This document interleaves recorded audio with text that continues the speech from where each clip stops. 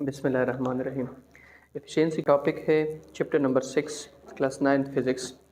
Efficiency का उर्दू में मतलब है कारकर्दगी। एफिशिएंसी का उर्दू में क्या मतलब है? कारकर्दगी।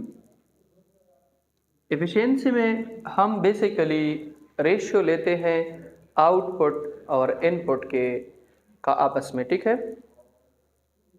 Efficiency is the ratio between output and input of a machine।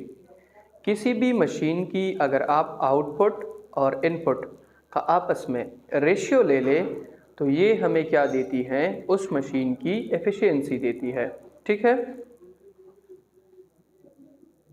It is the ratio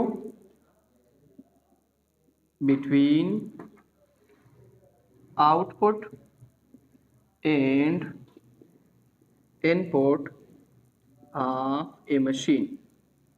efficiency किसी भी मशीन के आउटपुट और इनपुट के दरमियान एक रेशियो है।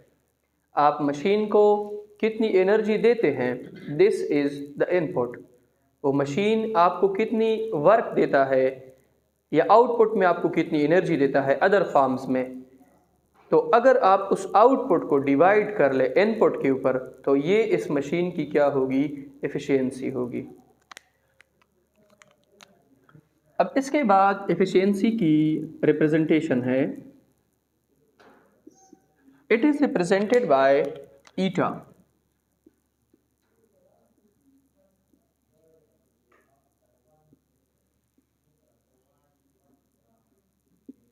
एफिशिएंसी को हम ईटा से रिप्रेजेंट करते हैं और एफिशिएंसी का मैथमेटिकल फॉर्म जो है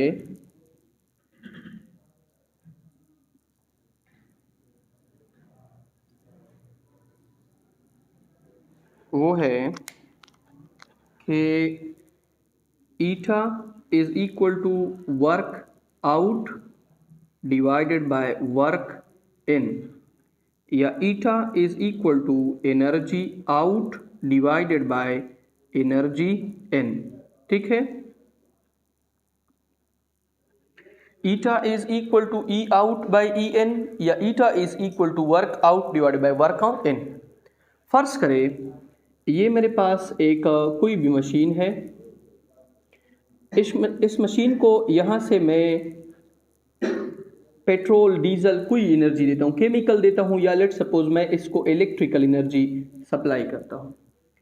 इलेक्ट्रिकल एनर्जी मैं इसको सप्लाई करता हूँ 100 जूल का, और ये मशीन जो है ये आउटपुट में मुझे जो एनर्जी देती है in the form of light, फर्ज करे वो ई आउट जो है वो आपके पास है 40 joule.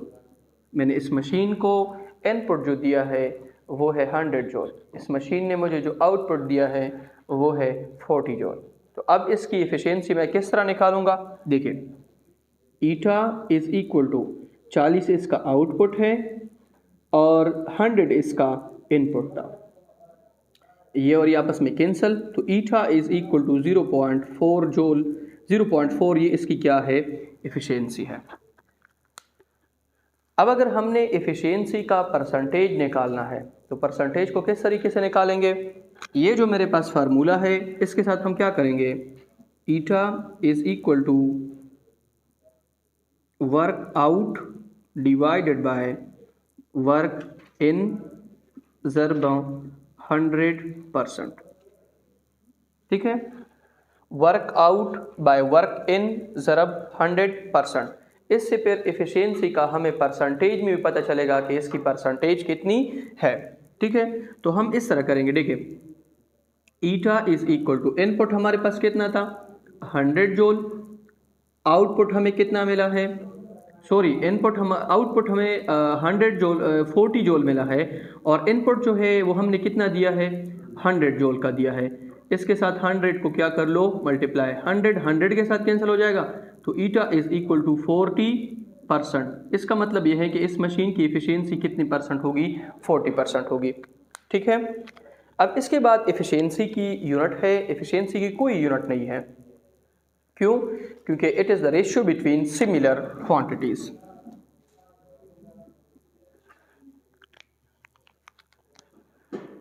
It have no unit because it is the ratio between two similar quantities।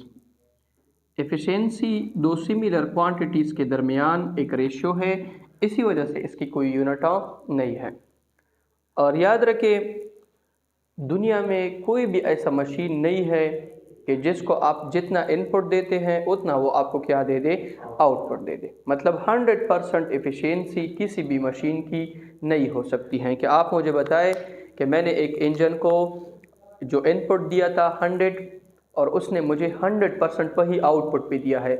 इसमें थोड़ी सी एनर्जी जो है वो ज़ाया हो जाती है, अदर फॉर्म में क्या हो जाती है, कन्वर्ट हो जाती है। और एक साइंटिस्ट जिसका नाम था कार्नाट, उसने एक इंजन जो है हाइपोथेटिकल इंजन डिज़ाइन किया था, हाइपोथेटिकल, कि उसने कहा था कि इसकी एफिशिएंसी जो है वो 100% होगी, लेकिन it was an ideal engine.